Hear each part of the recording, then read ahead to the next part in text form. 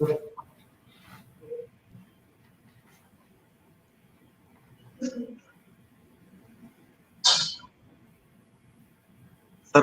नमस्कार. आज पोलीस संशोधन केंद्र पुणे आणि महाराष्ट्र पोलीस अकॅडमी नाशिक यांच्या वतीने कोठडीतील मृत्यू संबंधी माननीय सर्वोच्च न्यायालयाचे महत्वपूर्ण न्यायनिवाडे या विषयावर वेबिनार आयोजित करण्यात आलेले आहे. या वेबिनारसाठी ऍडव्होकेट श्री शिशिर हिरे सर, विशेष सरकारी अभियोक्ता, हे मार्गदर्शन करणार आहेत. सरांचं BSc LLB झालेलं आहे. मागील जवळपास 20 वर्षापासून सर या क्षेत्रामध्ये आहे. सर सध्या विशेष सरकारी अभियोक्ता म्हणून काम पाहत आहेत. यासोबतच माननीय उच्च न्यायालय मुंबई आणि मालेगाव सत्र न्यायालय येथे देखील सर काम पाहत आहेत. 29व्या वर्षी special council for government of Maharashtra अशी सरांची नेमणूक झाली होती. तेव्हापासून सर महाराष्ट्र पोलीस दल आणि सर्व अधिकारी कर्मचारी यांच्या संपर्कात आहेत. आपल्यासाठी ते काम पाहतात. सरांनी अनेक खटले चालवलेले आहेत. आर्थिक गुन्हे असतील, क्रिमिनल गुन्हे असतील, त्याबाबत जे काही केसेस होत्या त्या सरांनी चालवलेल्या आहेत. त्यासोबतच सर स्पेशल काउन्सिल म्हणून सरांनी मालेगाव रॉयल केस, धुळे रॉयल इन्क्वायरी, भीमा कोरेगाव प्रकरण यामध्ये सर स्पेशल काउन्सिल म्हणून शासनातर्फे काम पाहत आहेत. सरांनी CBI साठी सुद्धा स्पेशल PP म्हणून काम केलेले.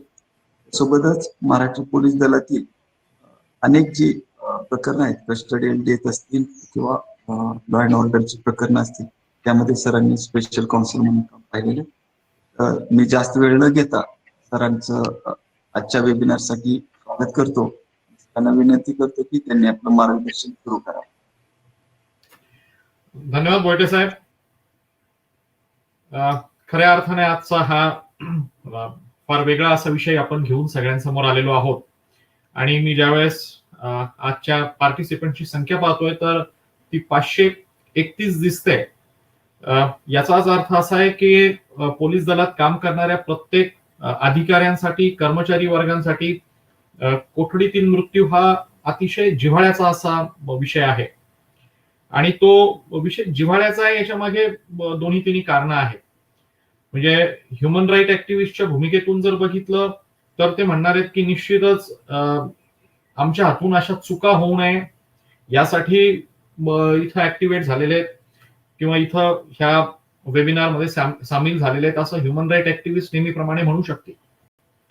पण सरकारसाठी काम करणारा आणि पोलिसांची बाजू मांडणारा वकील आणि विशेषतः तेही जिथं जिथं रॉयल इन्क्वायरी कमिशन आजपर्यंत झालेले आहेत, जिथं फायरिंग जस्टिफाईड आहे किंवा नाही असे विषय उपस्थित झाले. आणि आपल्याला माहिती आहे की ज्या ज्या वेळेस इन्क्वायरी कमिशन ऍक्ट प्रमाणे कमिशन ऑफ इन्क्वायरी सेटअप होते, म्हणजे एखादं कमिशन सेटअप होतं, त्यावेळेस त्यांचे रेकमेंडेशन हे अतिशय दूरगामी असा परिणाम करणारे असतात. प्रशासनावर जसा त्यांचा परिणाम होतो तसं मी त्याची एक वेगळी बाजू अशी पाहतो की तो परिणाम त्या पोलीस घटकावरती देखील मोठ्या प्रमाणात होत असतो. म्हणजे जे पोलीस किंवा जे पोलीस कर्मचारी, पोलीस अधिकारी आणि वरिष्ठ स्तरावरील सगळेच अधिकारी जे त्या कार्यवाहीत सामील असतात, म्हणजे त्या गोळीबारात किंवा त्या ऍक्शन मध्ये सामील असतात, यांच्यावरती मात्र ह्या अशा इन्क्वायरी कमिशनचे, त्यांच्या रिपोर्टचे अतिशय दूरगामी असे परिणाम असतात हे मला वेळोवेळी जाणवलेलं आहे. आणि म्हणून मला असं वाटतं की आज ज्या प्रमाणात इथं अधिकारी सामील झालेले आहेत तर ही त्या अर्थानं खरोखरीच एक कौतुकाची गोष्ट आहे. पोलिसांचा प्रतिनिधी म्हणून मी असं म्हणेन की आज आमच्या प्रत्येक अधिकाऱ्याला सजग व्हायचंय. आमच्या प्रत्येक अधिकाऱ्याला आता असं वाटायला लागलंय की आपल्या हातून चूक होऊ नये. यामागे अनेक कारणं असू शकतील, पण मी तर हेच सांगेल की आमच्या हातून चूक होऊ नये अशी आमची भावना आहे, कारण आम्ही कायद्याचे पालन करते आहोत, कायद्याचं इम्प्लिमेंटेशन करणारे आम्ही आहोत.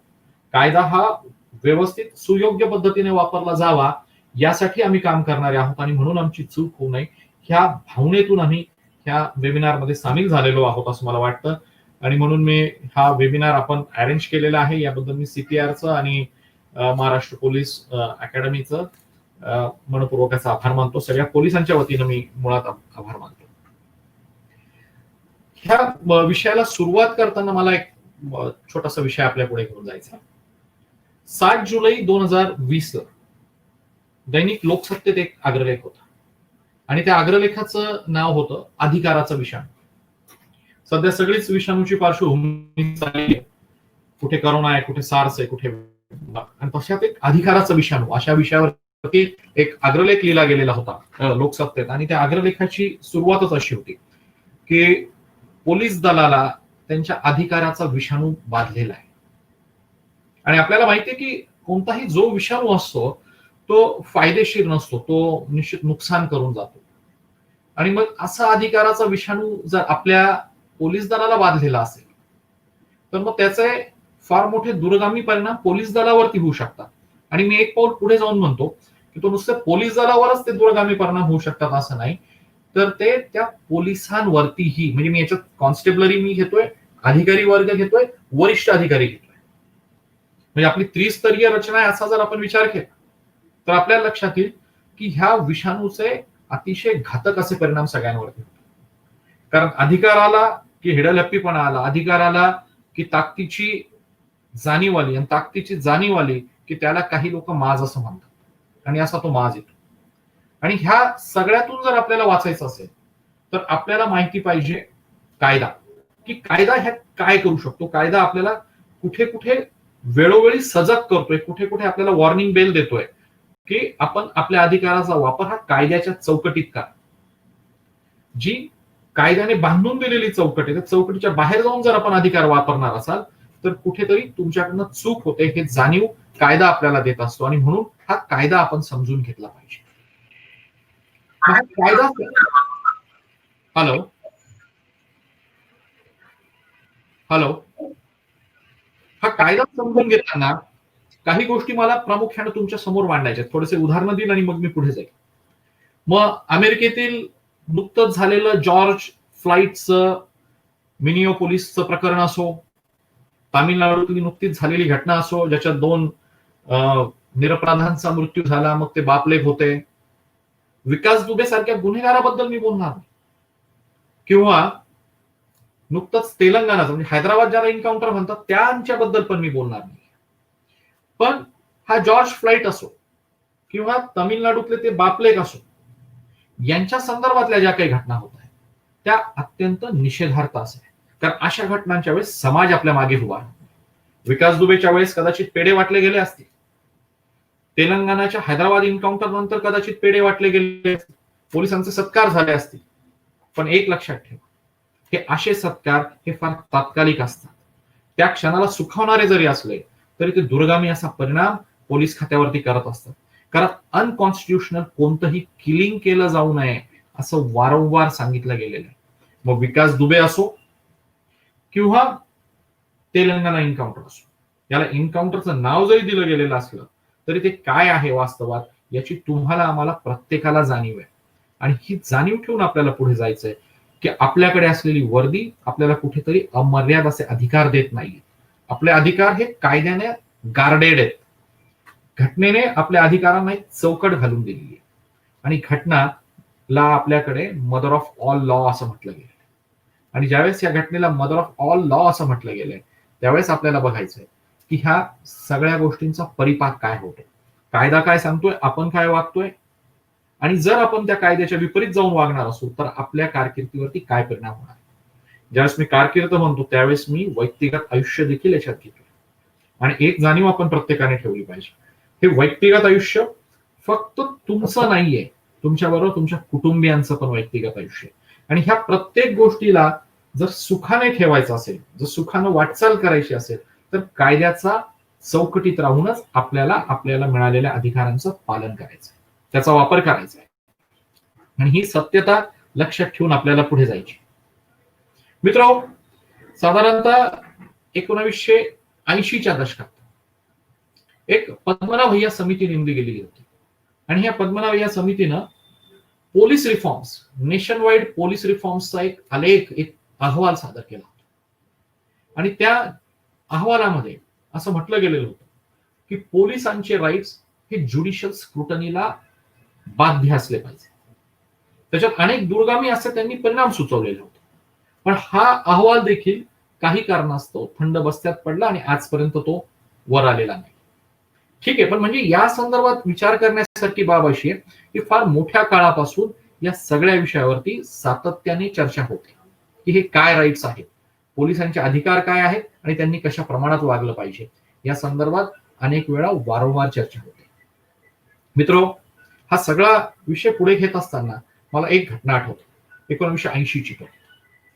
आणि एक चेहरा आठवतो, उमेश मंडल या नावाचा, ज्याला तुम्ही आम्ही गंगाजल नावाने ग्लोरीफाय केलं. त्या भागलपूर कांडातला हा एक चेहरा होता. त्याचा एक फोटो आज मला मिळालेला. मी आज तो फोटो तुम्हाला सगळ्यांना दाखवतो.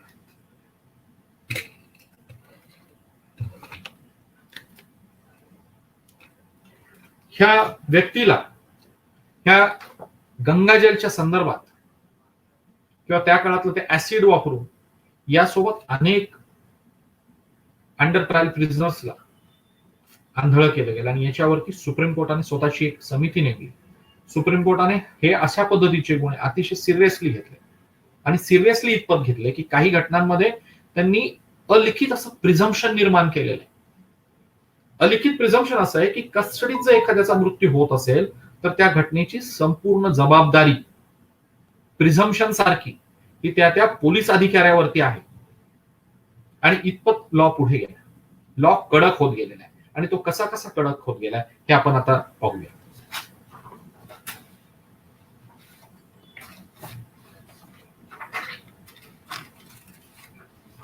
मुळात मित्रांनो, हा सगळा कायद्याचा उहापोह समजून घेत असताना आपल्याला आपल्या घटनेकडे वळलं पाहिजे.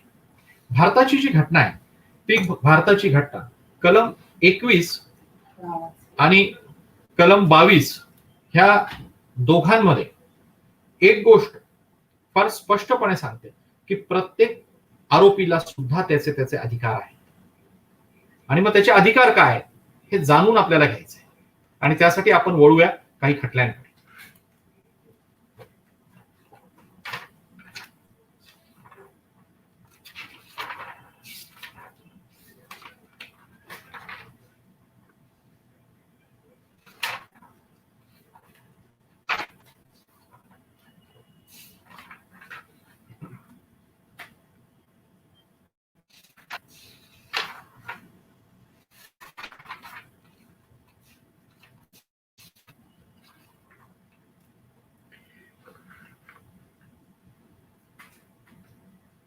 त्यातला सगळ्यात महत्वाचा अधिकार असा आहे की कोणत्याही आरोपीला अटक झाल्यापासून 24 तासाच्या आत त्याला आपल्याला न्यायालयासमोर आणायचं आहे.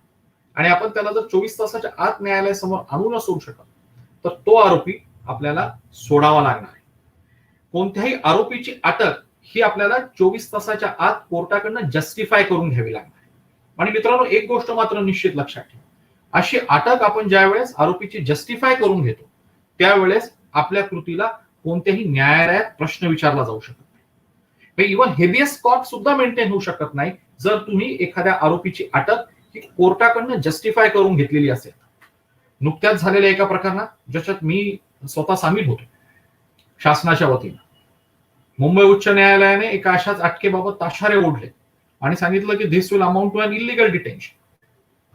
Samuel Emmanuel versus state of Kerala ह्या 2003च्या दरम्यानच्या एका खटल्यात सर्वोच्च न्यायालयाने असं सांगितलेलं होतं की जर एखाद्या आरोपीची अटक ही कोर्टाने जस्टिफाय केलेली असेल, अटक जस्टिफायचा अर्थ असा आहे की कोर्टाने त्या अटकेबाबत प्रश्नचिन्ह उभा केलेला नसेल, मी याच्यात त्याची पीसी किंवा एमसीआर असं डिस्टिंक्शन मी करत नाहीये.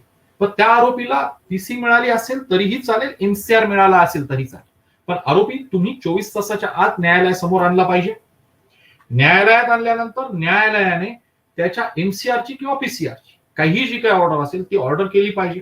आणि अशी जर मग परिस्थिती असेल की अशी ऑर्डर झाली असेल तर मग अगदी हेबियस कॉर्प की ही अरेस्ट इलिगल आहे, माझ्या नातेवाईकाला, माझ्या मुलाला, माझ्या मुलीला, माझ्या पत्नीला, माझ्या नवऱ्याला, कोणाला जे काही असतील यांना पोलिसांनी इलिगली डिटेन करून ठेवलेलं आहे असं म्हणून कोणालाही न्यायालयात जाता येणार नाही.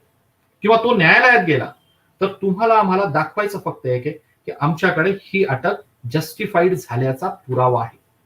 आणि जस्टिफाईड झाल्याचा पुरावा आहे कोर्ट प्रोसिडिंग. त्यामुळे आरोपी हा 24 तासाच्या आत आपल्याला कोर्टापुढे न्यायचा आहे.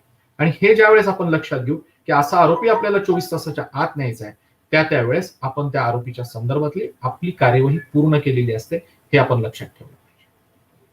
मित्रो, या संदर्भात अनेक वेगवेगळ्या गोष्टी आपल्या सातत्याने कानावर येत असतात.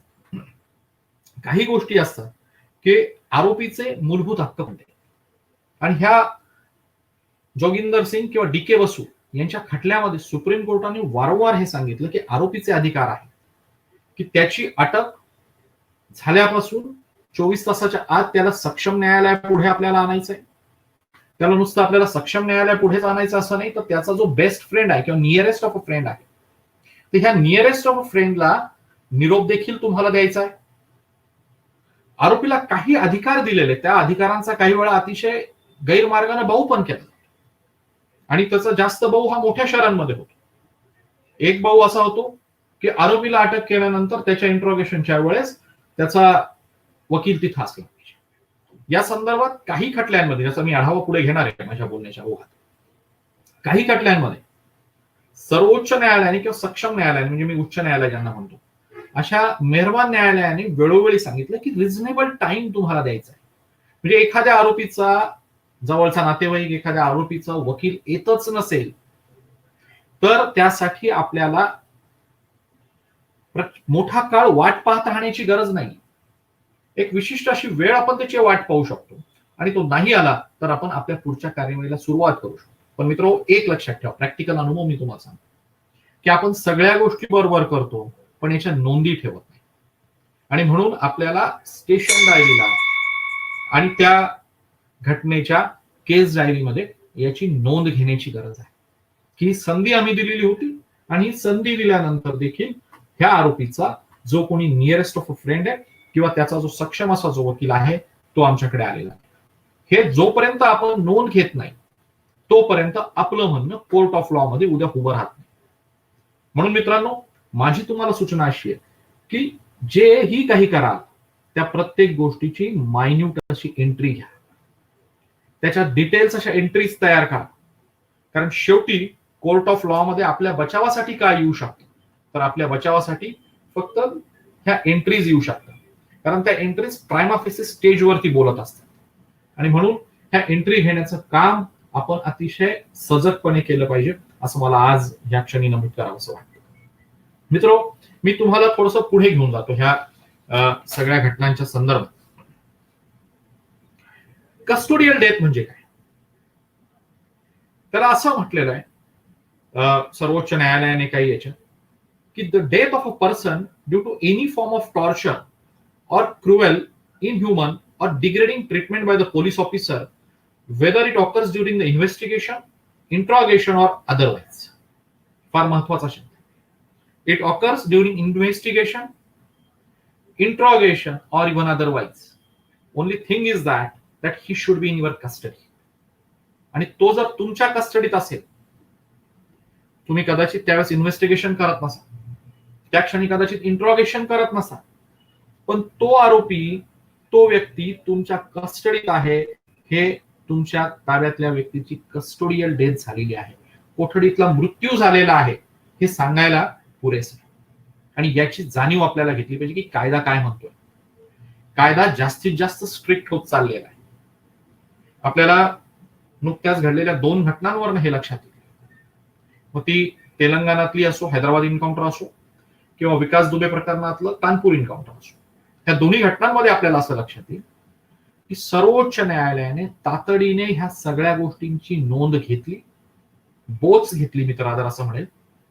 आणि या बोचणीतून हाय पॉवर कमिटीज परफॉर्म केल्या गेलेल्या आहेत. एकीकडे माननीय शिरपूरकर साहेब बघताय आणि दुसरीकडे माननीय चव्हाण साहेब आणि बी के अग्रवाल साहेब बघताय कानपूरच्या घटनेत.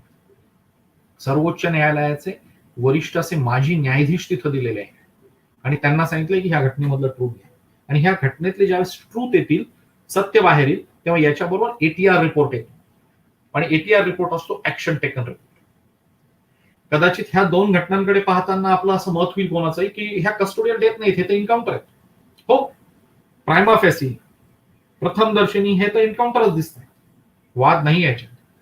पण ज्यावेळेस याचा एटीआर रिपोर्ट येईल त्यावेळेस मित्रांनो, एक निश्चित एक खात्री बाळगा, जर तो एटीआर रिपोर्ट तत्कालीन पोलीस अधिकाऱ्यांच्या विरुद्ध असला तर त्यांना मोठ्या किंवा त्यांच्या विरुद्ध होणाऱ्या नव्या तपासाला किंवा खटल्यांना सामोरं जावं लागेल. याची मात्र आपण नोंद घेतली पाहिजे. आणि म्हणून मला सांगावं असं वाटतं की ह्या प्रत्येक घटनांकडे अतिशय सजगपणे आपल्याला बघण्याची गरज आहे. मी मित्र तुम्हाला पुढे घेऊन जातो.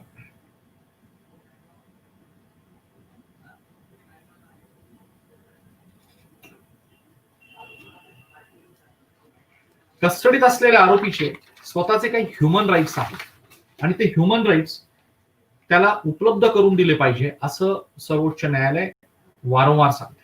मग ते ह्युमन राईट्स त्याच्या अन्न पाण्याचे असतील, त्याच्या स्वतःच्या औषध उपचाराचे असतील किंवा त्याच्या स्वच्छतेचे असतील, हे अधिकार इव्हन कस्टडीत देखील त्यांना उपलब्ध करून दिले पाहिजे असं मान्य सर्वोच्च न्यायालय म्हणते. याशिवाय सगळ्यात महत्वाचा मला जो विषय आपल्या पुढे द्यायचा आहे तो असा की आपल्याला दोन गोष्टीतला फरक समजून घ्यायचा आहे की पोलीस कस्टडी आणि ज्युडिशियल कस्टडी. आरोपी पोलीस कस्टडीतून ज्युडिशियल कस्टडीत जातो म्हणजे काय हे मी तुम्हाला सांगण्याची गरज नाही, पण याच्या पुढच्या एका प्रक्रियेची मात्र मी निश्चित सांगणार. आरोपी तुमच्या ताब्यातून ज्यावेळेस ज्युडिशियल कस्टडीत जात असतो कोर्टाच्या आदेशाप्रमाणे, त्या क्षणी तुमची जबाबदारी संपलेली असते असं नाहीये. तो आरोपी अत्यंत सुखरूप आणि सुव्यवस्थित अवस्थेत जेलच्या ताब्यात गेला पाहिजे, कारण जेलमध्ये ऍज पर जेल मॅन्युअल आणि सुप्रीम कोर्टाच्या डायरेक्शन्स प्रमाणे त्यांचे स्वतःचे मेडिकल ऑफिसर्स असतात आणि हे मेडिकल अधिकारी ह्या आलेल्या आरोपीचं सखोल अशी तपासणी करतात, त्याची वैद्यकीय तपासणी करतात आणि ती वैद्यकीय तपासणी ज्यावेळेस होते त्यावेळेस जर असं लक्षात आलं की याच्या अंगावर काही मार्क्स आहेत, बॉडीली इंजुरीज आहेत किंवा त्याची तब्येत योग्य नाहीये, तर ह्या गोष्टीचं रिपोर्टिंग इमिजिएट त्या ज्युरिडिक्शनच्या ज्युडिशियल मॅजिस्ट्रेटला, एमएम्सला म्हणजे मेट्रोपॉलिटन मॅजिस्ट्रेटला आणि सेशन्स कोर्टाला करावं लागतं. आणि ती जबाबदारी त्या वैद्यकीय अधिकाऱ्यांवर आणि जेल सुप्रिटेंडेंट्सवरती आहे. त्यामुळे माझ्या ताब्यातून हा आरोपी सुखरूप बाहेर पडलेला आहे हे म्हणून पुरेसं नाहीये, तर तो आरोपी त्या जेलच्या कोठडीत, जेलच्या ताब्यात, जेलच्या सुप्रिटेंडेंटच्या ताब्यात अतिशय सुखरूप अवस्थेत, व्यवस्थित, health wise, health and hearty परिस्थितीत तो तिथं जाणं हे सगळ्यात जास्त गरजेचं असतं. आणि ती जबाबदारी देखील आपल्यावर असते, कारण हा इंडिपेंडेंट एव्हिडन्स ज्यावेळेस आपल्या समोर येतो, सरकारचीच एक टीम सरकारच्या एका संघटनेच्या विरोधात ज्यावेळेस बोलते त्यावेळेस त्याचं महत्व हे अनन्य साधारण असतं. हे नेहमीच्या रुटीन कोर्सपेक्षा हे महत्व वाढलेलं असतं, याची नोंद आपण सगळ्यांनी घेतली पाहिजे. आणि म्हणून माझं तुम्हाला सांगणं आहे की पोलीस कस्टडीतून आरोपी मॅजिस्ट्रेट कस्टडीत गेला म्हणजे आपलं काम संपतंय असं नाहीये, तर तो सुव्यवस्थित अवस्थेत त्याच्या आरोग्याच्या दृष्टीनं इन परफेक्ट शेप तो जेलमध्ये जातोय का नाही हे बघण्याची देखील तुमच्या आमच्यावरती जबाबदारी असते आणि ते सगळे तुम्ही पाळत असाल अशी मी अपेक्षा करतो. मित्रो, हा सगळा विषय पुढे घेऊन जात असताना मला काही गोष्टी तुम्हाला आणखी सांगायच्या आहेत. आता मध्यंतरी जे तामिळनाडूतलं जे प्रकरण झालेलं होतं त्या तामिळनाडूच्या प्रकरणात ज्युडिशरीने स्ट्रिक्ट व्ह्यू किती घेतला होता, तर ज्या मॅजिस्ट्रेटकडे हे आरोपी रात्री 2 वाजता आणले गेले आणि मॅजिस्ट्रेटने वरून गच्चीतूनच त्यांच्याबद्दल सांगितलं की ठीक यांची कस्टडी ग्रँटेड, त्या मॅजिस्ट्रेट साहेबांना देखील इमिजिएट नोकरीतून काढून टाकण्याचा आदेश तमिळनाडू उच्च न्यायालयाने दिला आणि त्याची इम्प्लिमेंटेशन नुसतं तेवढंच केलं असं नाही, तर आरोपी पोलीस अधिकाऱ्यांविरुद्ध तातडीनं गुन्हा दाखल करा या संदर्भातल्या सूचना दिल्या आणि असा गुन्हा दाखल करण्यात आला. एक क्रोनॉलॉजी आपण लक्षात घ्या मित्रांनो, एक क्रोनॉलॉजी अशी आहे ज्यावेळेस एखादं उच्च न्यायालय त्याच्या कनिष्ठ अधिकाऱ्यांना किंवा पोलीस अधिकाऱ्यांना सांगतं की तुम्ही हा खटला दाखल करा, त्यावेळेस मला असं तुमच्या सगळ्यांची किंवा ह्या सगळ्या सिस्टीमची माफी मागून म्हणावंसं वाटतं की एखाद्या घटनेचं फेत निश्चित होणं ज्याला म्हणतात, त्याचं भविष्य निश्चित होणं ज्याला म्हणतात, ते भविष्य इथं निश्चित झालेलं असतं. कारण ज्यावेळेस वरिष्ठ दर्जाची यंत्रणा सांगते की याच्यात आम्हाला काहीतरी प्रायमा फेसी अतिशय सस्पिशियस असं वाटतंय, कुठेतरी अन्याय झाल्याचा आम्हाला वाटतो, त्यावेळेस मित्र माझा आजपर्यंतचा अनुभव सांगतो की कोणताही कनिष्ठ अधिकारी वर्ग यापेक्षा वेगळी भूमिका घेण्याच्या मनस्थितीत असूच शकत नाही. आणि त्यामुळे लक्षात ठेवा की आपल्याला जे काही करायचंय ते गार्डेड वॉल्सच्या अंडर करायचंय, आपल्याला कायद्याच्या चौकटीत करायचंय, कायद्याचं ब्रीच करून आपल्याला ते करायचं नाही, हे आपल्याला सगळ्यात लक्षात ठेवण्यासारखा यातला भाग आहे. मित्रो, एक लँडमार्क असं जजमेंट आहे डीके बसू वर्सेस स्टेट ऑफ बेंगॉल. हे आपल्या सर्वोच्च न्यायालयाचे माननीय न्यायाधीश श्री कुलदीप सिंग आणि A.S. आनंद यांच्या खंडपीठाने हा दिलेला होता. 1996 हे जजमेंट आहे. हे अतिशय वाईडली असं सर्क्युलेटेड जजमेंट आहे. तर हे जजमेंट पुन्हा पुन्हा समजून घेतलं पाहिजे. ह्या जजमेंटवर पुन्हा पुन्हा आपण आपल्या सहकार्यांमध्ये, आपल्या मित्रांमध्ये, कायद्याच्या क्षेत्रात काम करणाऱ्या आमच्यासारख्यांशी याची वारंवार चर्चा करायला पाहिजे. हे जे डीके बसूंचं जे जजमेंट आहे पश्चिम बंगाल सरकारच्या विरोधात त्यातलं जे आलं होतं, त्यात असं म्हटलेलं आहे की जो अधिकारी इन्व्हेस्टिगेशन करत असेल, जो अधिकारी आरोपीची अटक करत असेल, त्याला त्याच्या छातीवरती त्याची नेम प्लेट, त्याचं डेझिग्नेशन, या सगळ्या गोष्टी असल्या पाहिजे. मित्रांनो, अनेक वेळा असं होतं लॉ अँड ऑर्डरच्या सिच्युएशन हाताळत असताना की अधिकाऱ्यांच्या छातीवरची नेमप्लेट कुठेतरी तुटून पडते, ती नेमप्लेट उरत नाही, ती नेमप्लेट त्या क्षणी नसते आणि कोणीतरी त्याचा फोटो घेतो आणि मग ह्या इन्क्वायरीज मध्ये प्रतिज्ञापत्रावरती आरोप होतात की फलाना अधिकारी तिथं उभा होता, त्याच्या छातीवरती त्याची नेमप्लेट नव्हती आणि हा डीके बसूच्या जजमेंटचा भंग आहे.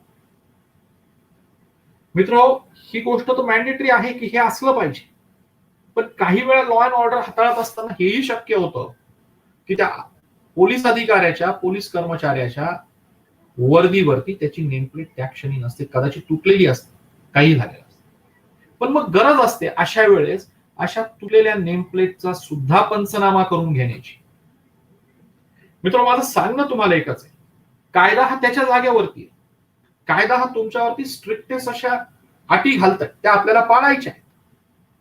पण कुठेतरी त्याचा फ्लॉ आपल्याकडनं झाला असेल, कुठेतरी ब्रीच झाला असेल, तर त्या संदर्भातली सुयोग्य अशी नोंद करण्याची सगळ्यात जास्त जबाबदारी होती किंवा गरज पडते, आणि ती तुम्ही करावी असं मला तुम्हाला आज सांगायचंय.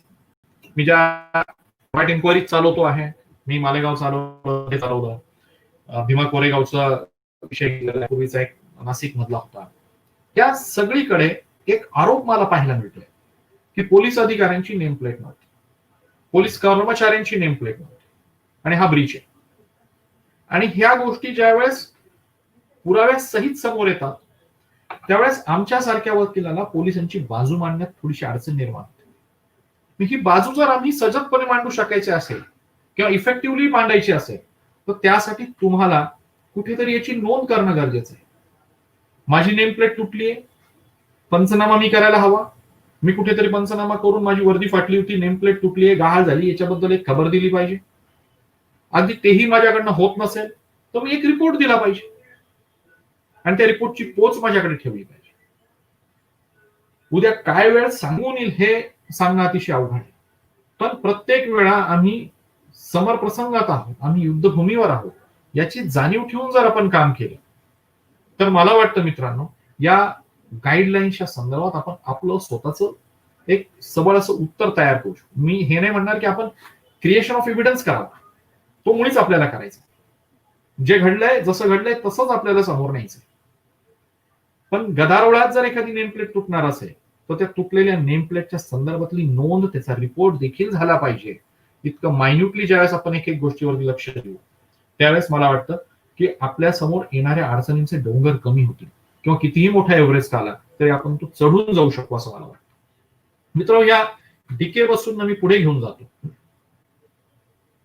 ह्या डीके बसूच्या याच्यात असं म्हटलेलं आहे की एखाद्या व्यक्तीला अटक करायची असेल तर त्याचा अटक पंचनामा झाला पाहिजे. जो अटक पंचनामा आपण करणार आहोत त्याच्यावरती इंडिपेंडेंट विटनेसची सही असली पाहिजे. अनेक वेळा मित्रांनो असं होतं की आपण कामाच्या गडबडीत इतकी गुंतलेलो असतो, एक अटक पंचनामा करायला विसरतो, अटक पंचनामा केली असेल तर त्याची स्टेशन डायरीला नोंद घ्यायला विसरतो. या दोन्ही गोष्टी केल्या असल्या तर आपला एक नेहमीचा स्टॉक पंच असतो जो कोर्टात खुशाल सांगतो की आजपर्यंत 500 पंचनाम्यावर सह्या केलेल्या आहेत साहेब, आणि हा परत 105वा पंचनामा आहे. हे लक्षात ठेवा मित्रो, ज्या सामान्य खटले असतात तिथं अशा चुका, अशा होणाऱ्या मिस्टेक्स पचून जातात, त्याच्याबद्दल फारसं काही कोणी बोलत नाही. म्हणजे हाय व्हॅल्यू, हाय प्रोफाईलच्या केसेस असतात अशा हाय प्रोफाईलच्या केसेसमध्ये त्या आरोपीला, आरोपीच्या नातेवाईकांना, त्याच्याकडे जी एक मोठी बटालियन असते वकिलांची, त्यांना असं वाटत असतं की हा आयओ, ही पोलीस यंत्रणा आणि त्यांना मदत करणारे आमच्यासारखे सरकार पक्षासाठी लढणारे सरकारी अभियोक्त हे आमचे शत्रू आहेत असं वाटत असतं. प्रत्येक गोष्टीवरती त्यांचं बारकाईनं लक्ष असतं आणि मग मुद्दा उचलला जातो. साहब ये देखो, ये जो पंच है अटक मेमो पेपर, ये इसके पहले 200 पंचनामे में रहा है और यहाँ पे भी है. म्हणून मित्र हो, अशा ज्यावेळेस हाय प्रोफाईल केसेस असतील, ज्यावेळेस सेन्सिटिव्ह मॅटर्स असतील, त्यावेळेस आपले नेहमीचे पंच बाजूला काढा. पंच वापरायचे असतील तर ते इंडिपेंडंट आणि इम्पार्शियल पंच घ्या. समाजातले प्रतिष्ठित लोक घ्या आणि यासाठी उपयोगात येणारे तुमचं समाजाशी असलेलं इंटरॅक्शन. अनेक मित्र माझे हा प्रश्न विचारतात की सर तुम्ही म्हणतात की इंडिपेंडंट पंच घ्या, इम्पार्शियल पंच घ्या, समाजातले चांगले लोक घ्या, पण चांगले लोक तयार होत नाही असं म्हणतात. मित्र खरंय, हा अनुभव आहे अनेकांचा, पण तो अनुभव काय येतो, समाजापासून जर तुम्ही आम्ही फटकून राहिलो, माझा अधिकार, माझी वर्दी हेच जर माझ्या डोक्यात फिरत राहिलं तर कदाचित असंच होईल. पण हे सोडून जर आपण बाहेर पडलो तर हे या पद्धतीनं होणार नाही. आपले 4 मित्र आपल्यासाठी समाजाच्या भल्याकरता आपण काम करतो आहोत हे समजून घेऊन उभे राहतील. कारण क्रिमिनल लॉच्या इम्प्लिमेंटेशनचा जर आपण खरा विचार जर केला तर क्रिमिनल लॉच्या इम्प्लिमेंटेशन मध्ये काही गोष्टी मात्र अतिशय प्रामुख्याने अशा सांगितलेल्या आहेत ज्या मला तुम्हाला सांगाव्याशा वाटतात. त्याच्यात असं म्हटलं गेलेलं आहे क्रिमिनल लॉच्या संदर्भात, ज्यावेळेस आपण बघतो की कायदा म्हणून काय असतो याचा ज्यावेळेस आपण विचार करतो त्यावेळेस त्याच्यात असं म्हटलेलं आहे,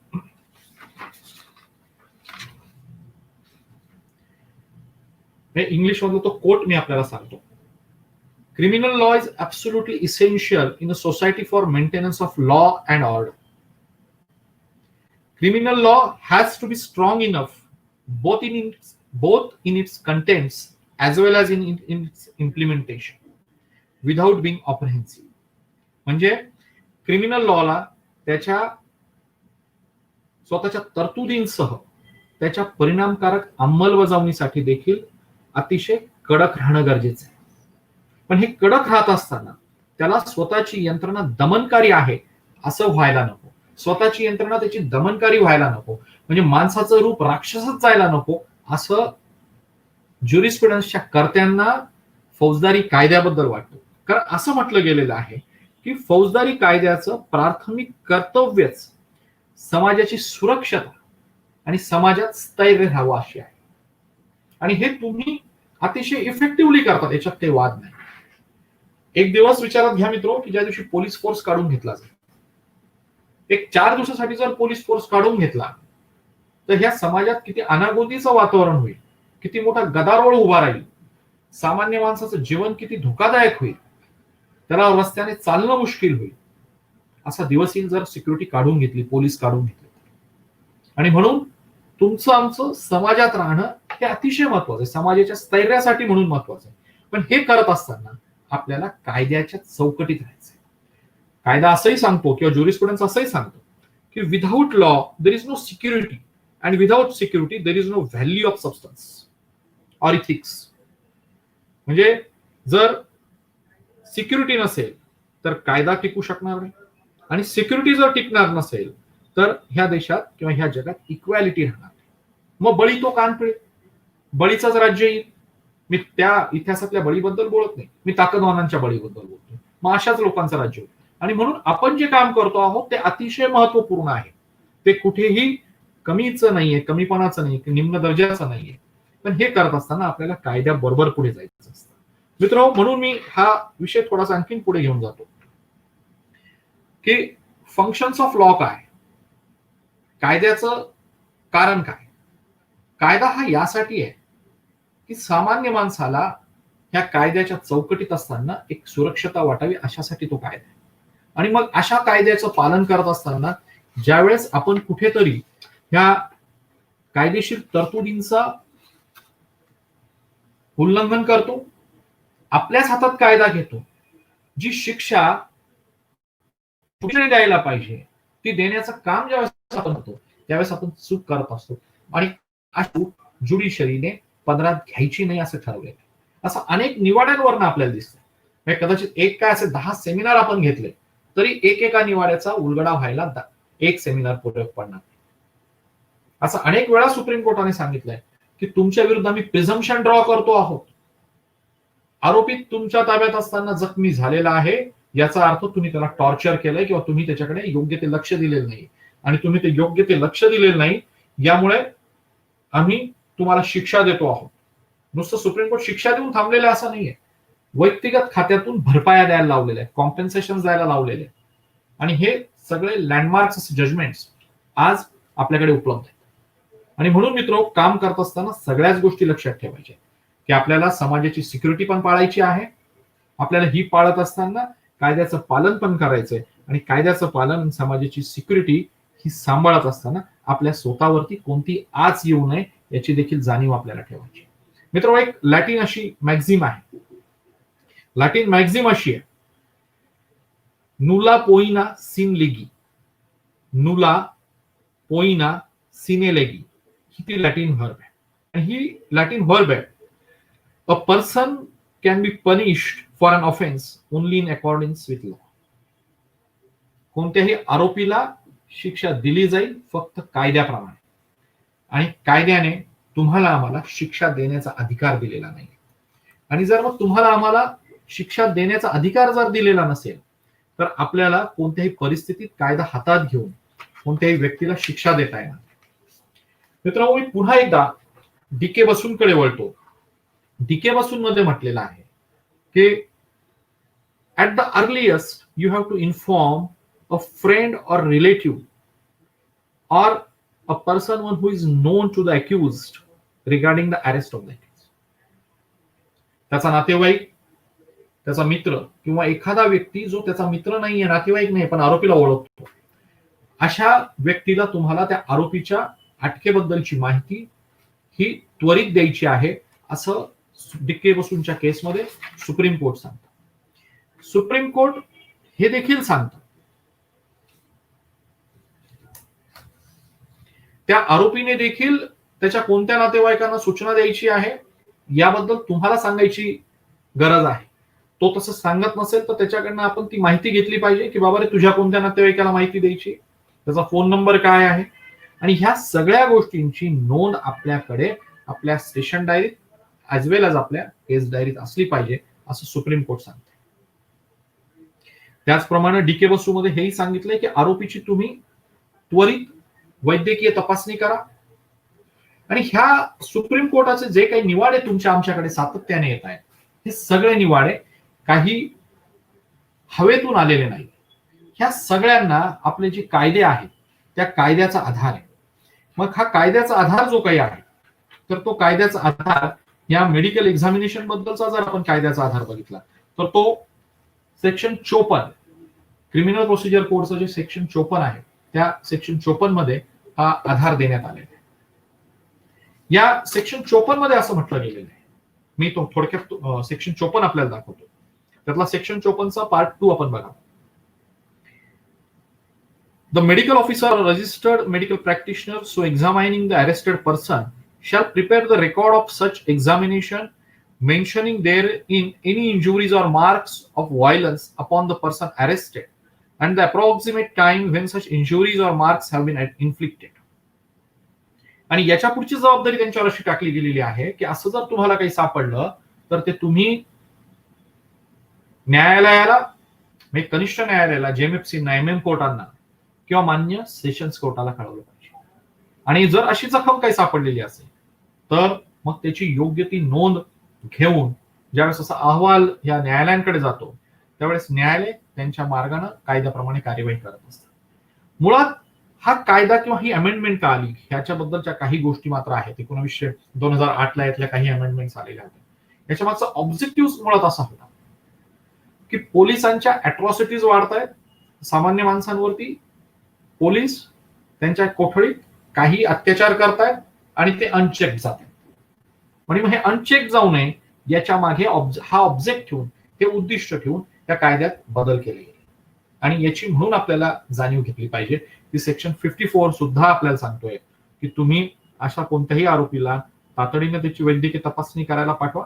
आणि ती वैद्यकीय तपासणी करत असताना जर त्या वैद्यकीय अधिकाऱ्याला असं लक्षात आलं की ह्या गृहस्थाची वैद्यकीय तपासणी करताना याच्यावरती काही अत्याचार झालेले, त्याला काही जखमा आहेत, तर त्या वैद्यकीय अधिकाऱ्याने याची नोंद न्यायालयीन यंत्रणेकडे पाठवायची आहे आणि मग न्यायालयीन यंत्रणेने त्यांच्या दिलेल्या प्रोसिजर्समध्ये त्याच्यात काम करायचं आहे. यात आणखीन एक गोष्ट मला आपल्याला सांगायची वाटते की ही एकदा वैद्यकीय तपासणी करून होत नाही, तर त्या आरोपीची वारंवार तुम्हाला वैद्यकीय तपासणी करायची. 48 तासाच्या पिरियडिकल पिरियडमध्ये आपल्याला त्याची वैद्यकीय तपासणी करायची आहे, असा देखील त्यातला एक भाग आहे. मित्रो, याशिवाय मला आपल्याकडे घेऊन जात आपल्याला सांगत असताना 2-3 गोष्टींकडे माझं हेतू आहे की तुमचं लक्ष वेधावं. जसं मी फार सुरुवातीला म्हटलं होतं की भारतीय राज्यघटनेला मदर ऑफ ऑल लॉ म्हटलं जातं. भारतीय राज्यघटना ही फक्त मदर ऑफ ऑल लॉच आहे असं नाही, तर भारतीय राज्यघटना ही मदर ऑफ ऑल जजमेंट सुद्धा आहे. म्हणजे एखाद्या कायद्यात जर काही अँबिग्युटी असली, काही त्रुटी असली, तर मान्य उच्च न्यायालयाने किंवा मान्य सर्वोच्च न्यायालयाने मग कशाकडे बघावं आधारासाठी? तर आपले निवाडे असे सांगतात, घटनापीठाचे खंडपीठाचे निवाडे असे सांगतात की अशा परिस्थितीत वारंवार कोर्टांनी घटनेकडे वळावं. घटनेने काय सांगितलंय? घटनेने काही गोष्टींची गॅरंटी आपल्याला दिली आहे. त्याच्यात जसं फ्रीडम ऑफ स्पीच आहे, फ्रीडम ऑफ रिलीजन आहे, तसं फ्रीडम ऑफ लाईफ पण आहे. फंडामेंटल ते राईट्स आहेत आणि जसं हे फंडामेंटल राईट्स आहेत तसं घटनेच्या 21व्या कलमानं 21व्या आर्टिकलनं rights of person in custody दिलेले आहेत. त्याला त्यांनी शब्द प्रिझनर पण वापरला, कैदी पण वापरला. म्हणजे तो 24 तासाच्या आतला असेल तर तो पर्सन इन कस्टडी होईल. 24 तासाच्या पुढे गेला, कोर्टाने एकदा का त्याची अटक जस्टिफाय केली, जसं मी मगाशी सांगितलं, तर तो पर्सन इन प्रिझन होईल किंवा पर्सन इन कस्टडी होईल. अशा वेळेस त्याचे अधिकार काय आहेत हे बघितले. त्यातला एक अधिकार असा आहे की त्याला राईट ऑफ बेल तर आहेच आहे. बेलेबल ऑफेन्स असेल तर तुम्हाला ना आम्हाला त्याला थांबवता येणार नाही. आणि आता तर अर्नेश कुमारच्या केस लॉ नंतर, Arnesh Kumar versus state of Bihar 2014 ह्या निवाड्यानंतर फार परिस्थिती बदलली आहे. सेक्शन 41D इंट्रोड्यूस झालेला आहे आणि सेक्शन 41च्या ह्या अमेंडमेंटने अनेक बंधनं तुमच्या आमच्यावरती घातलेले 7 वर्षाच्या केसेसच्या संदर्भात. आणि याचं पालन आपल्याला अतिशय सजगपणे करायचं. मी मगाशी ज्या मुंबईच्या खटल्याचा उल्लेख केलेला होता की ते प्रकरण मान्य मुंबई उच्च न्यायालयापुढे आलं, हेबेस कॉर्प दाखल झालेला होता. एका प्रसिद्ध अशा वकिलाचा त्याच्यात अटक केली गेलेली होती. स्वाभाविक आहे, वकील असल्यामुळे बॅटरी उभी होती वकिलांची, गॅलंट्री ऑफ वकील त्यांच्याबरोबर उभे होते. मुंबईतले हुज हो होते आणि ह्या हुज हुनी बाजू अशा पद्धतीने मांडली की अरेस्ट इलिगल आहे, इलिगल डिटेन्शन झालेलं आहे आणि त्याच्या संदर्भात सुप्रीम कोर्टानं, मुंबई उच्च न्यायालयाने तपास अधिकाऱ्यांवर, एसीपींवर आणि एक IPS DCP अधिकाऱ्यांवर मोठ्या प्रमाणात ताशारे मारले. मी त्या क्षणापर्यंत ह्या मॅटरमध्ये इन्व्हॉल्व नव्हतो आणि नंतर ज्यावेळेस झालो त्यावेळेस मग आम्ही असा निर्णय घेतला की आपण ह्याच्या संदर्भात सर्वोच्च न्यायालयात आपण गेलो पाहिजे. आम्ही सर्वोच्च न्यायालयात गेलो आणि सर्वोच्च न्यायालयाला दाखवलं की याची अटक आमच्या कोर्टानं, कोणत्या तरी एका कोर्टानं जस्टिफाय केली. आणि मग मी जॉयस इमॅन्युअलचा जो जजमेंटचा मगाशी उल्लेख केला होता स्टेट ऑफ केरळा, तर तिथं मदतीला आला आणि मग कोर्टाने तो उल्लेख दिला की ही अटक जस्टिफाईड होऊ शकते. आणि म्हणूनच मी तुम्हाला सांगतो की राईट ऑफ बेल पण आरोपीला आहे. जर त्याचा ऑफेन्स अवेलेबल असेल किंवा अर्नेश कुमारचे प्रिन्सिपल्स त्याला अप्लिकेबल होत असतील तर अशा आरोपीला विनाकारण आपल्याला ठेवून घेता येणार नाही. त्याला त्याच्या जामिनीच्या अधिकाराची जाणीव करून देऊन तो जामीन घ्यायला तयार असेल तर त्याला जामीन आपण दिला पाहिजे. नसेल जामीन देत तर तशी नोंद करून आपल्याला तो कोर्टापुढे आणला पाहिजे. एखाद्या आरोपीला आपण बेलेबल गुन्ह्यात अटक केली आणि कोर्टापुढे आणलं तर कदाचित कोर्ट तुम्हाला उद्या प्रश्न विचारू शकतो की हा आरोपी बेलेबल ऑफेन्स मध्ये होता तरीही तुम्ही त्याला का अटक केली. कोर्ट कदाचित तुम्हाला मला विचारू शकतो. मग अशा वेळेस तुमच्या आमच्याकडे ही बोलायला जागा असली पाहिजे की साहेब आम्ही नोंद घेतलेली आहे, त्यांना जामीन द्या असं सांगितलं होतं, त्यांनी जामीन दिलेला नाहीये, त्यामुळे आम्हाला आपल्याकडे आणावं लागले. मग कोर्ट आणि तो आरोपी हे आपला प्रश्न सोडवू शकतात. मित्रो, याशिवाय ह्या सगळ्या याच्यात असं सांगितलंय की आरोपीला तुम्हाला हँडकफिंग करता येणार नाही. कोणाला हँडकपिंग करता येईल याच्या संदर्भातले अतिशय स्पष्ट असे निवाडे आलेले, जे धोकादायक असे आरोपी आहेत, ज्यांचा पळून जाण्याचा इतिहास आहे, वारंवार गुन्हे करतायत, हिंसक होऊ शकतात, अशाच आरोपीला आपण हँडकफिंग करू शकतो. आणि ह्या सगळ्या हँडकपिंग करायच्या आधी याच्या सुस्पष्ट अशा नोंदी केल्या गेल्या पाहिजे, हे मात्र आपण लक्षात घेतलं पाहिजे. मित्रो, याच संदर्भात आपल्याकडे आर्टिकल 22 आहे आपल्या घटनेचं. आर्टिकल 22 मधलं पार्ट 3 हा फार महत्वाचा आहे. हा पार्ट 3च डीके बसू चर्चेला घेतला गेला. आर्टिकल 22च्या आधारावरतीच डीके बसूचं जजमेंट तयार झालेलं आणि याच्यात म्हटलेलं होतं, जसं मगाशी मी ह्या गोष्टी सगळ्या सांगून झालेल्या आहेत, की आरोपीला अटक झाल्या त्याच्या जवळच्या नातेवाईकाला, मित्राला आपल्याला सांगायचं आहे, त्याला त्याच्या वकिलांशी बोलायचा अधिकार आहे, 24 तासाच्या आत त्याला मॅजिस्ट्रेटकडे नेलं पाहिजे, विशिष्ट कालावधीपेक्षा जास्त काळ त्याला आपल्याला डिटेन करता येणार नाही, म्हणजे 24 तासापेक्षा तुम्हाला तुमच्याकडे ठेवून घेता येणार कोर्टाचा आदेश नसेल तर. ह्या सगळ्या गोष्टी ह्या आर्टिकल 22 मध्ये दिलेल्या आहेत आणि मी याच्या आधारावरती आपले वेगवेगळे केस लॉज, वेगवेगळे खटले निर्माण होत गेले, त्याच्यात वेगवेगळे जजमेंट्स आपल्याला मिळत गेले. मित्रो, हे सगळं बघत असताना एक वेगळ्या घटनेकडे मला तुम्हाला न्यायचं आहे आणि ती जी आहे ते जजमेंट आहे श्रीमती नंदिनी सतपथी वर्सेस PL दानी. नंदिनी सतपथी ह्या ओरिसाच्या मुख्यमंत्री होत्या आणि ही घटना आहे साधारणतः 1978ची आणि हे लँडमार्क जजमेंट आलेलं आहे. AIR लिहून घ्या आपण, AIR 1978 supreme Court cases, page number 1025. AIR supreme Court cases, पान नंबर 1025. आणि यात झालं असं होतं की नंदिनी सतपथींवर एका लॉ एन्फोर्समेंट एजन्सीने काही गोष्टींच्या संदर्भात FIR दाखल केली आणि ती FIR दाखल करून तिचा तपास चालू असताना त्यांना बोलवलं गेलं, नोटीस दिली गेली आणि सांगितलं गेलं की ह्या घटनेविषयी तुमची माहिती आम्हाला द्या. नंदिनी सतपथींचं म्हणणं असं होतं की मी याच्यात मला आरोपी तुम्ही केलेला आहे आणि मला जर तुम्ही याच्यात आरोपी केलेला आहे तर त्या घटनेत मला माझ्या विरुद्ध बोलण्यासाठी तुम्हाला भाग पाडता येणार नाही. मला माझ्या विरुद्ध बोलण्यासाठी भाग पाडता येत नाही ह्या स्टेटमेंट बद्दल त्यांच्यावरती दुसरा खटला दाखल झाला आणि मग दुसऱ्या खटल्यात हा आधार घेतला गेला की त्या रिटर्न स्टेटमेंट मध्ये म्हणतायत की मला माझ्या विरुद्ध बोलण्यासाठी भाग पाडता येणार नाही, याचा अर्थ this is a concealment of facts regarding the offence, so she is liable to be punished. आणि मग हे प्रकरण नंदिनी सतपथींनी अपेक्षेप्रमाणे ओरिसा उच्च न्यायालयात आणि सर्वोच्च न्यायालयात आणलं आणि सर्वोच्च न्यायालयाने सांगितलं की कोणत्याही नागरिकाला तुम्हाला त्याच्या विरुद्ध बोलायला भाग पाडता येणार. ह्या घटनेचं जर आपण इम्प्लिमेंटेशनचं बघितलं मित्रो, इथं होतं नंदिनी सतपथींवर दाखल झालेल्या दुसऱ्या एका गुन्ह्याबद्दल की तुम्ही इथं सत्य बोलत नाही म्हणून तुमच्यावर आम्ही परत एक गुन्हा दाखल करतो, हा त्याचा श्लेष होता. याचाच अॅनॉलॉजी जर तुम्ही स्ट्रेच केली तर एखाद्या आरोपीला तुमच्या कस्टडीत इंट्रॉगेशनच्या दरम्यान त्याच्या स्वतःच्या विरुद्ध बोलायला भाग पाडता येईल का? ते याचं उत्तर असं आहे की त्याला त्याच्या विरुद्ध बोलायला आपल्याला भाग पाडता येणार.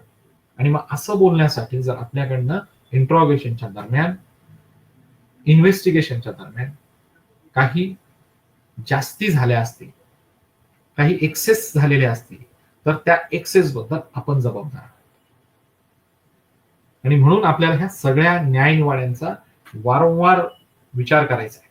हा निवाड्यांचा विचार करूनच आपल्याला पुढे जावं लागतं.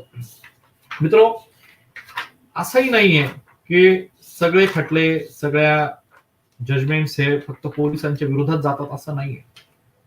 अनेक जजमेंट्स मध्ये आपल्याला असं देखील सांगितलेलं आहे सुप्रीम कोर्टाने की आरोपीला त्याच्या पोलीस कस्टडीत लक्झरियस वागणूक मिळेल असं धरणं देखील चुकीचं आहे.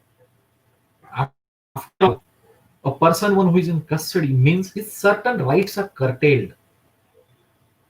त्याच्यामुळे कदाचित आरोपी अशी भूमिका घेऊन जर उद्या तुमच्या समोर येणार असेल की माझे हे एक्सेस, माझे हे सगळे राईट्स मला मिळाले पाहिजेत जे मला माझ्या घरात असताना मिळत आहेत, तर त्याची ती मागणी देखील अव्यवहारिक आणि बेकायदेशीर अशी आहे, याची आपण नोंद ठेवली पाहिजे. जसं सुप्रीम कोर्टानं सांगितलंय की आरोपीने त्याच्या वकिलाला बोलवण्याचा एक रिझनेबल पिरियड असला पाहिजे, आणि तो रिझनेबल पिरियड किती असला पाहिजे हे प्रत्येक घटनेच्या ग्रॅव्हिटीवरनं ठरत असतं. पण म्हणून याच्या वेगवेगळ्या नोंदी आपण योग्य वेळी करायला फार गरजेचं आहे. मित्र, हा सगळा चर्चेचा जो विषय आपण करतो आहोत त्यातलं मला काही गोष्टीवर तुम्हाला आणखीन पुढे न्यायचं आहे. मी नंदिनी सत्पथींच्या खटल्यासंदर्भात आपल्याशी बोललेलो आहे. ह्या नंदिनी सत्पथींच्या खटल्याशी बोलत असताना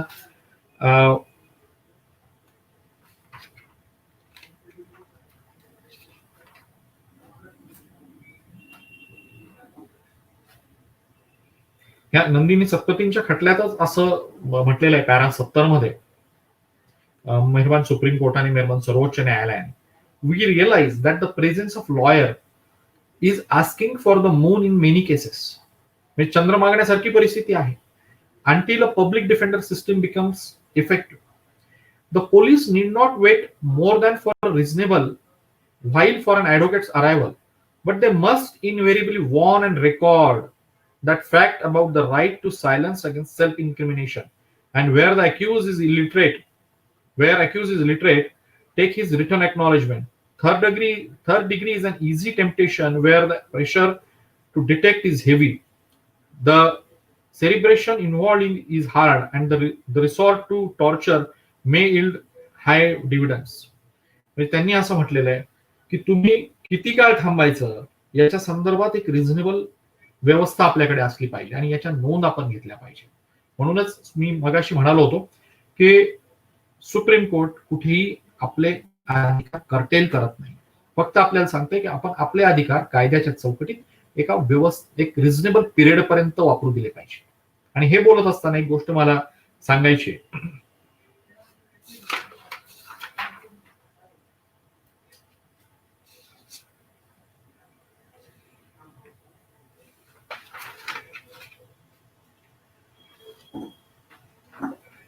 आंध्र प्रदेशचं एक जजमेंट आहे, doctor Sudarshan versus director general of police हे जजमेंट आहे.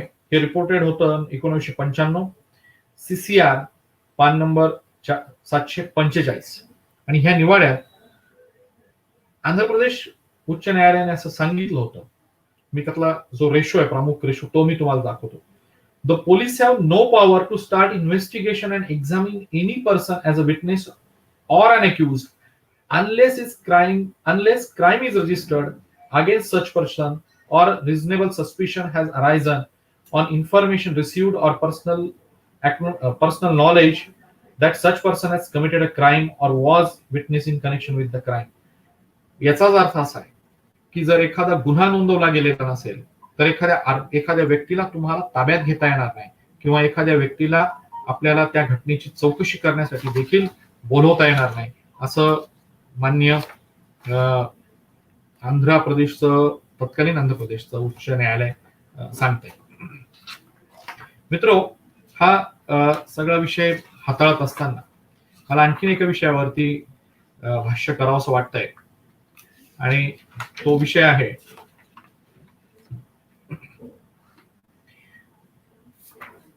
इलिगल डिटेन्शनच्या संदर्भातला. इलिगल डिटेन्शनच्या संदर्भातल्या ह्या विषयावर बोलत असताना मला एक गोष्ट तुम्हाला सांगावीशी वाटते की Afzal and others versus state of Haryana सर्वोच्च न्यायालयाचा हा निवाडा आहे. आणि ह्या निवाड्यात सर्वोच्च न्यायालयाने अतिशय स्पष्टपणे असं म्हटलंय की ज्यावेळेस दोन वेगवेगळे ऍलिगेशन्स आपल्या समोर येतील एखाद्याच घटनेच्या संदर्भात, तर फक्त एकाच पार्टीला नजरेपुढे आरोपी ठेवून आपण काम करू नये. असं करत असताना दुसऱ्या ऍलिगेशन्स काय आहेत, त्या व्यक्तीचे सुद्धा काय ऍलिगेशन्स आहेत, ज्याला आपण आरोपी म्हणतो अशा व्यक्तीचे काय ऍलिगेशन्स आहेत, त्याचा देखील आपण निरक्षीर विवेक बुद्धीनं अभ्यास करावा आणि ती गोष्ट पुढे न्यावी, असं देखील सर्वोच्च न्यायालयाने आपल्या म्हटलेलं आहे.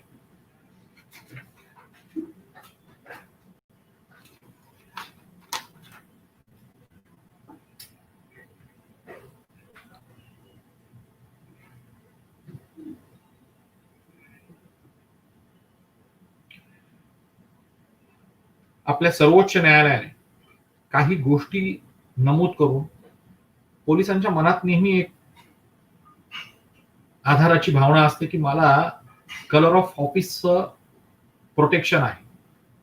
मी काम करत असताना डिस्चार्ज ऑफ ऑफिशियल ड्युटी होती आणि ह्या ऑफिशियल ड्युटीच्या डिस्चार्ज मध्ये ही घटना घडलेली आहे म्हणून मला प्रोटेक्शन आहे, असा समज आपल्या अनेक अधिकाऱ्यांचा असतो. अनेक वेळा ते विचारतात की साहेब ही घटना तर माझ्या काम करताना झालेली आहे, कामकाजाच्या ओघात झालेली आहे.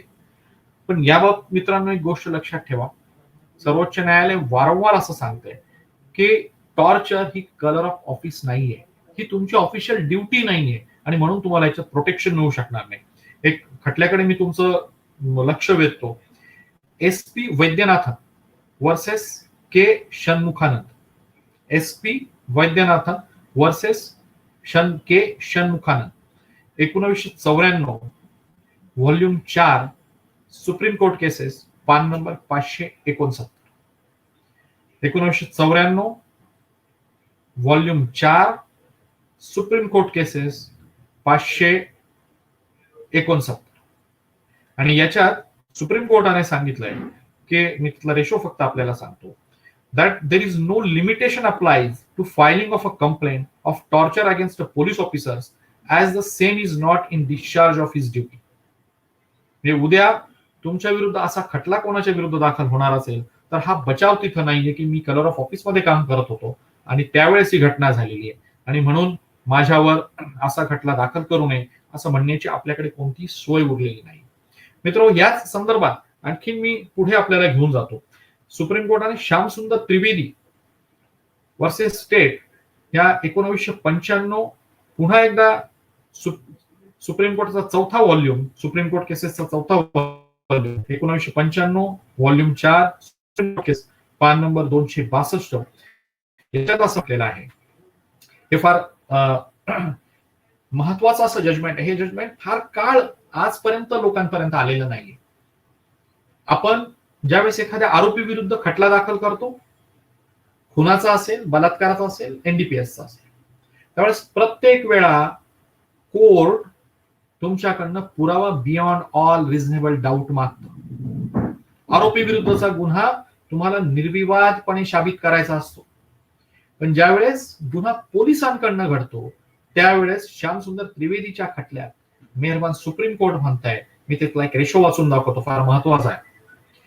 In case of custodial death of or police torture, नुसता मृत्यूच नाही तर पोलीस टॉर्चर सुद्धा, exaggerated adherence to and insistence upon the establishment of proof beyond every reasonable doubt, ignoring the ground realities, the fact situations often results into miscarriage of justice and make the justice delivery system very suspected. याचाच अर्थ असा आहे की ज्यावेळेस custodial death असेल, ज्यावेळेस custodial tortures असतील, police tortures असतील, त्यावेळेस इतर वेळेस आपण ज्या ऍडहरन्स मागतो की केस ही beyond all reasonable doubt prove झाली पाहिजे, त्याशिवाय आपण ज्यावेळेस सांगतो की असं जर नसेल प्रूव्ह होत तर आरोपीला सोडलं पाहिजे, 2 व्ह्यू होत असतील तर व्ह्यू जो आरोपीच्या फेवरला जाईल तो वापरला पाहिजे, ही परिस्थिती ज्यावेळेस कस्टोडियल डेथ होते किंवा पोलीस टॉर्चर्सने डेथ होते त्यावेळेस वापरता येत नाही, असं मेहरबान सर्वोच्च न्यायालय सांगते. आणि ह्या सगळ्या गोष्टी आपण लक्षात घेतल्या तर मित्रांनो, तुमच्या असं लक्षात येईल की ही जाणीव ठेवून आपल्याला काम करायचंय की अशा वेळेस कायद्याचे तत्व आपल्या विरोधात जाणार आहे आणि हे असे तत्व जर आपल्या विरोधात जाणार असेल तर अशा चुका आपल्याकडनं होऊ नये. आपण एक लोकशाहीच्या राज्यात राहतो, डेमोक्रेटिक कंट्रीत राहतो, प्रत्येक जीविताला त्याचे काही हक्क आहेत याची जाणीव जर आपण ठेवली तर मला वाटतं मित्र आपल्याकडनं होणाऱ्या चुका कमी होतील. विनाकारण आपल्यावरती कोणाला ताशारे मारायला वेळ जागा येणार नाही आणि अशी जागा जर कोणाला मिळाली नाही तर आपण आपलं आयुष्य अतिशय सुखात घालू शकू असं मला वाटतं. आणि हे बोलून मी माझं आजचं हे सेमिनार इथं थांबवतो. काही प्रश्न असल्यास मला वाटतं की आपण जाऊया त्याच्याकडे. सर धन्यवाद सर. मी आपल्या आदेशाने चॅट बॉक्स मधले काही प्रश्न आपल्याशी शेअर करते सर. हो मॅडम, प्लीज. आरोपीने अटकेवेळी त्याचे वय लपवले आणि एमसीआर नंतर तो ज्युनेल असल्याचा दाखला आणून दिला. यात आरोपीचे इलिगल डिटेक्शन झाले का? जर आपण त्या वयाच्या संदर्भातली नोंद केलेली असली की हे आरोपीने आमच्या पुढे वय सांगितलेलं आहे आणि आपल्याला तो क्लेम जर सबस्टन्शिएट करता येणार असेल तर कोर्टात तो इलिगल डिटेन्शन होईल अशातला भाग आहे. आणि नाहीतरी मॅजिस्ट्रेट पुढे आणल्यानंतर कारण आपण त्याला 24 तासाच्या आत मॅजिस्ट्रेट साहेबांपुढे आणत असतो आणि आणल्यानंतर कोर्ट अप्रोप्रिएट ऑर्डर करून त्याला ज्युवेनाईल बोर्डाकडे पाठवतं. त्याच्यामुळे त्याचं इलिगल डिटेन्शन होण्याचं कारण नाहीये. तर एक प्रश्न आहे, as per the PCR guideline they differentiate police custodial death and the jail custody death. In police custodial date, separate investigation agency CID is investigated. But what about the investigation of jail custody date? Because it will be date due to the jail police. नाही, परत differentiate हे कराल कारण फार fast आपण वाचला तो थोडासा. Also, sorry, sir. Sir, as per the PCR guideline, they differentiate police custodial date and jail custodial date. In police custodial date, separated investigation agency CID is investigated.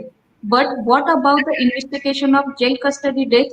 Because it could be date due to jail police. Because काय म्हणतात परत?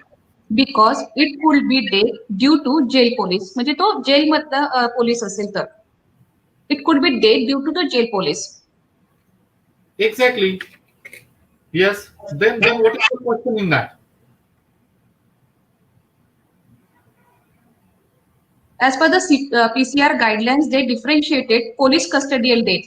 PCR ची जी guidelines आहे त्याच्यानुसार police custodial death आणि jail custodial death. In police custodial death separated investigation agency CID पोलिसांसाठी हे आहे. But what about the investigation of jail custody death, म्हणजे जेल कस्टडी मध्ये जे डेट असेल तर ते त्याच्याबद्दल काय सांगता येईल? It could be the death due to the jail police. म्हणजे even then if it is a death in the custody of a jail, even then it is a custodial death. So the investigation is a norm in that particular aspect also, and there are several instances where such type of deaths are also investigated by the CID. Exactly.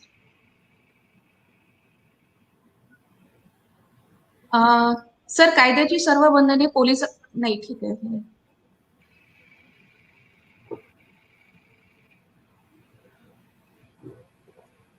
Sir, आरोपी अटक करून मान्य court समक्ष हजर करून police custody घेण्यात आली. नंतर MCRच्या वेळी त्याचे आपले नाव दुसरे सांगितले, तेव्हा आरोपीच्या वकिलांनी गैर अटक आहे असे म्हणाले, तेव्हा काय करावे? नाही, मुळात याचं उत्तरच मी पूर्वी दिलं होतं की ज्यावेळेस तुम्ही अटक केलेली आहे पहिल्या रिमांडच्या स्टेजला, जेव्हा त्याची अटक करून त्याला आपण कोर्टापुढे आणतो आणि कोर्ट ती अटक जस्टिफाय करतं. कोर्ट ज्यावेळेस काही डिस्टर्बन्स आहे आवडतो? नाही सर, एकदम व्यवस्थित. कोर्ट त्यावेळेस अटक ज्यावेळेस जस्टिफाय करतो त्यावेळेस कोर्ट हे अध्यादेश आहे की त्या आरोपीचं नाव देखील व्हेरीफाय करत असतं. म्हणजे नंतर त्याने नाव माझं वेगळं आहे असं म्हणण्याला कुठेही कायद्याला आधार नाही किंवा ती गोष्ट पोलिसांच्या विरोधात जाऊ शकणार नाही. बरोबर.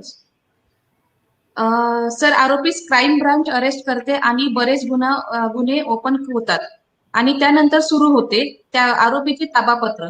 यात रॉबरी ऑफेन्स मध्ये जर स्टोलन प्रॉपर्टी ऑलरेडी रिकवर्ड असेल तर आरोपीचा ताबा घेऊन MCR मागणे योग्य आहे का? कारण असे आरोपी अनेक पोलीस स्टेशन कडून ताबा व PCR होऊन आलेले असतात आणि सिनियर पोलीस ऑफिसर IO ला PCR घ्या असे ऑर्डर देतात. म्हणजे डबल PCR मागायचा का? कारण ऑलरेडी तो भरपूर याच्यामधून PCR मधून आलेला असतो. मॅडम, मुळात ह्या प्रश्नात फार मोठी गल्लत आहे की ब पोलीस ठाण्याकडे ज्यावेळेस आरोपीचा ताबा जातो त्यावेळेस तपास पूर्ण जरी झालेला असला तरी बच्या तपासात, कारण हा वेगळा सेपरेट इंडिपेंडंट ऑफेन्स वेगळ्या पोलीस स्टेशन मध्ये झालेला असतो आणि त्या ऑफेन्स मध्ये जर इन्व्हेस्टिगेशन करायचं असेल, उद्या त्याच्यावर दोषारोप टाकायचा असेल तर त्याचं इन्व्हेस्टिगेशन होणं गरजेचंच आहे आणि त्याच्यामुळे PC मागण्यात कोणतीही गैर नाहीये. किंवा अशा वेळेस जर वरिष्ठ सांगत असतील की तुम्ही ट्रान्सफर घेतल्यानंतर PC मागा, तर याच्यातही कोणतीही गोष्ट गैर नाही, अशी PC मागितलीच पाहिजे. उलट अशी पीसी न मागणं म्हणजे आरोपीला मदत करण्यासाठी आपण काम करतो आहोत असं ठरण्याचे भाग आहे. त्यामुळे अशी पीसी निश्चित मागितली गेली पाहिजे. आरोपीला पब्लिकनी मारहाण केली असेल आणि तो आपण ताब्यात घेऊन पोलीस स्टेशनला घेऊन येत असताना मयत झाला, तर अशा वेळी कोठडीत तिचा मृत्यू होतो का? म्हणजे नाही, ते मुळात मुद्दा असा आहे की अशा वेळेस आरोपीची आपण अटक दाखवलेली आहे का, हा एक भाग आहे. आणि याहीपेक्षा मी पुढे जाऊन आपल्याला सांगू इच्छितो की जर आरोपीला जनतेकडनं मारहाण होत असेल तर याच्या संदर्भातल्या आपल्याकडे काय नोंदी आहेत, आपल्या पहिल्या प्रथमदर्शनी त्या जागेवरती पोहोचलेल्या पोलीस कर्मचाऱ्यांनी काय केलेलं आहे, त्यांनी पोलीस स्टेशनला उलटे रिपोर्ट्स पाठवलेले आहेत का, त्याची स्टेशन डायरीत नोंद झालेली आहे का की फलाण्या जागेवरती आरोपीला मारहाण होते अशी खबर आलेली आहे, आमचे 4 पोलीस अधिकारी तिकडे रवाना झालेले आहेत, ही नोंद झाली आहे का? मारहाण होत नाहीये हे माहित नाही पण आपले पोलीस रवाना झाले तर त्याची नोंद झाली आहे का? या सगळ्या गोष्टी अतिशय महत्वाच्या. व्हेकलच्या लॉगबुकच्या मोमेंट्स महत्वाच्या आहेत.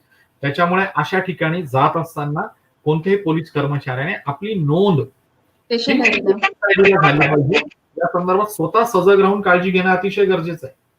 आणि असं जर झालं तर ती डेथ कोणाच्याही मारहाणीने होऊ द्या, त्याची जबाबदारी आपल्यावर येणार नाही हे निश्चित आहे. म्हणजे स्टेशन डायरी ह्या सगळ्यात मोठा आपल्याला आधार आहे. तर पोलीस स्टेशनमध्ये किंवा कार्यालयात अर्ज चौकशीसाठी अर्जदार गैरअर्जदार यांना चौकशीसाठी बोलवलेले असतात. अर्जदार किंवा गैरअर्जदार याचा नैसर्गिक मृत्यू झाला तर ती डेट ऑफ कस्टडी होऊ शकते का? नाही, मुळीच जोपर्यंत तुम्ही त्याची अरेस्ट इफेक्टिव्ह करत नाहीये, त्याच्या संदर्भातल्या तुमच्याकडच्या नोंदी होत नाहीयेत किंवा त्याला तुम्ही अटकेच्या इराद्याने बोलवलेलं नाहीये तोपर्यंत ते होणार नाही. पण एक नक्की मॅडम, ते गैर अर्जदार किंवा अर्जदार बोलवत असताना आपल्या स्टेशन डायरीला त्याची परत नोंद झाली पाहिजे हे लक्षात ठेवलं पाहिजे. तो वापस जात असताना त्याची एंट्री असणे इम्पॉर्टंट आहे. एंट्री असणे गरजेचं आहे.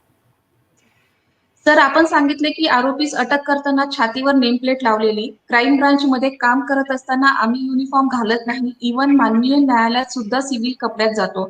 अशा वेळेस काय करावे सर? हा खऱ्या अर्थानं ट्रिकी असा प्रश्न आहेच. पण मी नेम प्लेट लावत तुम्ही माझं नेम डिस्क्लोज करू नये असा पण अर्थ होत नाहीये. Exactly sir. मी माझं नाव तर डिस्क्लोज करू शकतो. बरोबर आहे सर. मी असं आहे. आता आपण क्राईम ब्रँचच्या घटनांकडे वळू. एनडीपीएसच्या मॅटर्स मध्ये अनेक वेळा एनडीपीएसचे इम्प्लिमेंटेशन करणारी जी विशेष टीम असतात किंवा विशेष घटक असतात हे सगळेच प्लेन क्लोथ्स मध्ये असतात. तर ते प्लेन क्लोथ्स मध्ये जरी असतील तरी ते स्वतःची आयडेंटिटी आरोपीला पटवून देतात, त्याला त्यांचा आय कार्ड दाखवतात, त्याला झडती घ्यायची आहे की नाही हे सेक्शन 42, सेक्शन 48, सेक्शन 50 प्रमाणे आरोपीचे काय काय अधिकार आहेत त्याची जाणीव आरोपीला करून देतात. आणि हे करून देत असताना मी पोलीस अधिकारी ही जाणीव करून देणे आवश्यक असतं. सर, पोलीस कोठडीतील मृत्यू ही घडलेली घटना असते, परंतु प्रत्येक घटनेच्या घटनेत भादवी कलम 302 खाली संबंधित पोलीस अधिकाऱ्याविरुद्ध गुन्हा दाखल केला जातो. हे कितपत योग्य आहे? अशा घडलेल्या घटनेमध्ये खुनासाठी आवश्यक असलेले घटक उपस्थित आहेत किंवा नाही हे कधीही तपासले जात नाही. हे कितपत योग्य आहे? आता कधीही तपासले जात नाही हा प्रश्न जर असेल तर मला वाटतं याचं उत्तर तुम्हाला आम्हाला सगळ्यांनाच माहिती आहे. पण मुळात मृत्यू झालेला आहे त्यातलं सत्य कस्टोडियल त्याला गेलेली आणि मग ज्या सुप्रीम कोर्टाच्या काही निर्णयाची माहिती दिली त्याच्या आधारावर प्रिझम्पशन हे तुमच्या माझ्या विरुद्ध आहे. पण माझ्या विरुद्ध गुन्हा दाखल होणं म्हणजे माझ्या विरुद्ध चार्जशीट जाणं असा त्याचा अर्थ होत नाही.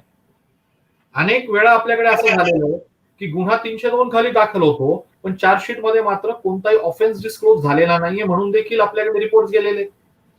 आपणच आपल्या यंत्रणेवरती अविश्वास दाखवण्यात फार काही मुद्दा आहे असं मला वाटत नाही. मला प्रॅक्टिकल डिफिकल्टीज यातल्या माहिती आहेत. बरोबर sir. By following the procedure of arresting the accused dies, the arrest is technically not complete, will be treated as a custodial death. परत एकदा sir. While following the procedure of arresting the accused dies, the arrest is technically not completed, will it be treated as custodial death? म्हणजे जर तो arrest होताना accused हा diet झाला पण ती प्रोसिजर कंप्लीट झालेली नाहीये अरेस्टची, टेक्निकली ती कंप्लीट पूर्ण झालेली नाहीये, तर ती कस्टडियल डेथ पकडण्यात जाईल का? नाही नाही, का नाही मॅडम, कारण आपला यातला सगळ्यात महत्वाचा भाग असा आहे की त्याला अटक करायचा इरादा होता. त्या इराद्याचा in furtherance of that particular intention we taken him in our custody may not be physically and legally completed, but our intention was there. So onus definitely lies on us. How far we discharge that onus is a different story, but onus is always on us. Okay, sir. Sir, as per the DK Basu judgment, police officer cannot arrest accused while in mufti. While In mufti, MUFTI. mufti, Mufti. What is the mufti? Okay, what sir. is it? Okay, sir. Let it be. Next question.